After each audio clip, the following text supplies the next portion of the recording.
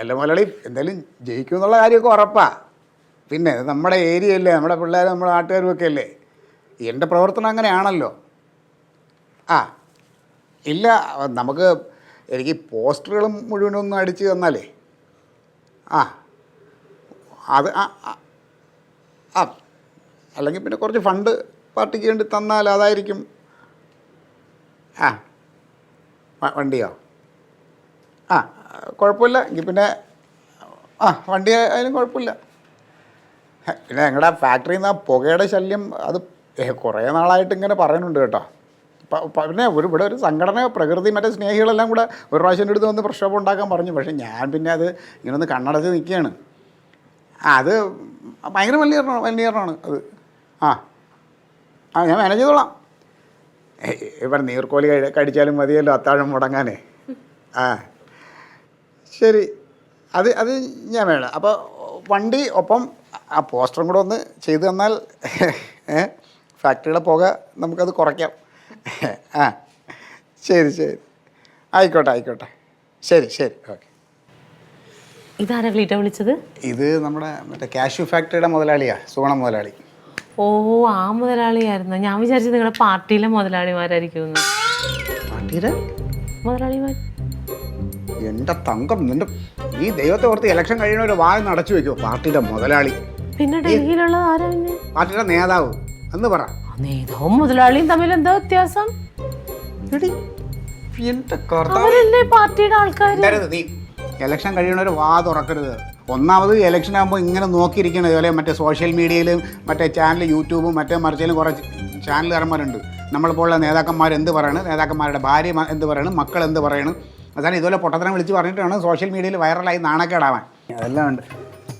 എടേ നീ എവിടെയാണ് റൊണാൾഡേ? നീ ഇങ്ങനെ തണുത്ത് നിന്നാൽ പറ്റൂല. കാര്യങ്ങൾ ഉഷാറാകളെ. എനിക്ക് തോന്നുന്ന ഡൽഹിക്ക് പോകുമ്പോൾ ഇവനെ കൊണ്ടോണ്ട് ഇവന് ഈ പാടം പതുങ്ങി നടക്കലേ ഉണ്ട്. ഞാൻ പാടം പതുങ്ങിയെന്നു.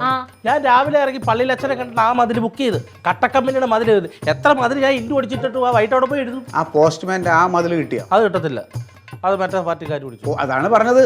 ഞാൻ ഇന്നലെ പറയണം അവിടെ പോയി ആദ്യം സംസാരിക്കണമെന്ന്. അത് എന്റെ കുഴപ്പമല്ല, പൈസ കൊടുക്കണം. അവര് സ്ക്വയർ ഫീറ്റിന് പൈസ കൊടുത്തിട്ടോ ഓരോ മതിൽ ബുക്ക് ചെയ്യുന്നത്. എടാ, നമ്മൾ സ്ക്വയർ ഫീറ്റിന് പൈസ കൊടുക്കണതിന് മുമ്പ് അവിടെ പോയി സംസാരിക്കണം. അയാളെ വീക്ക്നെസ്സിൽ പിടിക്കണം. അയാളോട് പറയണം അയാളുടെ വസ്തു തർക്കത്തിൽ കിടക്കുകയാണ്, അത് നമ്മൾ പരിഹരിച്ച് തരുമെന്ന് പറയണം. പൈസ എന്ന് പറഞ്ഞാൽ പാർട്ടി ഫണ്ടിൽ അങ്ങനെ ചുമ്മാ എടുത്ത് എല്ലാത്തിനും ചെലവാക്കൂല. നിവർത്തി ഇല്ലാതെ വരുമ്പോഴത്തെ അവിടെ മാത്രം നമ്മൾ പൈസ ചെലവാക്കണം. നമുക്ക് പൈസ തരാൻ പറ പാർട്ടിനോട്.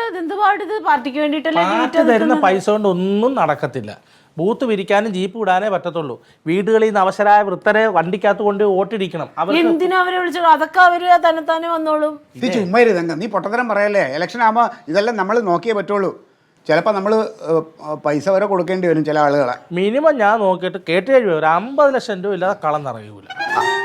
ഫണ്ട് അടയ്ക്കാൻ പറ്റത്തുള്ളൂ. 50 ലക്ഷം രൂപയോ? പാർലമെന്ററി ഇലക്ഷൻ അല്ല, ഇവിടുത്തെ പഞ്ചായത്തിന്റെ അല്ല. 50 ലക്ഷം രൂപയ്ക്ക് ഒരു ബംഗ്ലാവ് പണിയാ?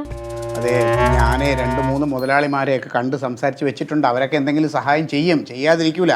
ഇപ്പൊ തന്നെ സുഗുണ മുതലാളിയില്ലേ ക്യാഷ്, അയാൾ വണ്ടി വിട്ടുതരാന്ന് പറഞ്ഞിട്ടുണ്ട് ഇലക്ഷന്. അയാളത് ഞാൻ ഫണ്ട് ചോദിച്ചു, പക്ഷേ ഇത്തിരി ടൈറ്റാണ്. ഒരു ഐഡിയ ഉണ്ട്. വീടും പ്രമാണവും ടെൻറ്റ് കൂട്ടുന്ന കന്യാകുമാരി സേട്ടുമാരെ പോയി കാണാം. പാർലമെന്ററിയിൽ MP-യിലേക്കാന്ന് പറഞ്ഞാൽ അവർ പറയുന്ന പൈസ തരും. ജയിച്ചു കഴിഞ്ഞാൽ അതിന്റെ പകുതി പൈസ കൊടുത്താൽ മതി, അവർ കൂടെ നിൽക്കും.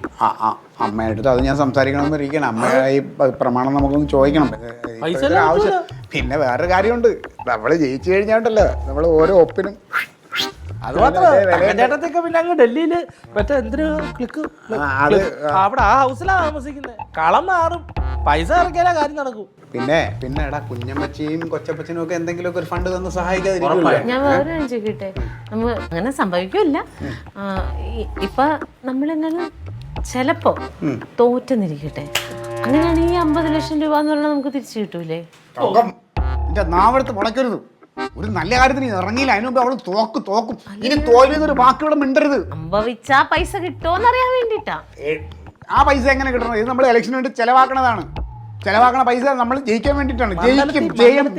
ജയം മണ്ഡലത്തിൽ ആര് വിതറുമല്ലേ ലക്ഷങ്ങൾ? തലയിൽ വെക്കും ജയം.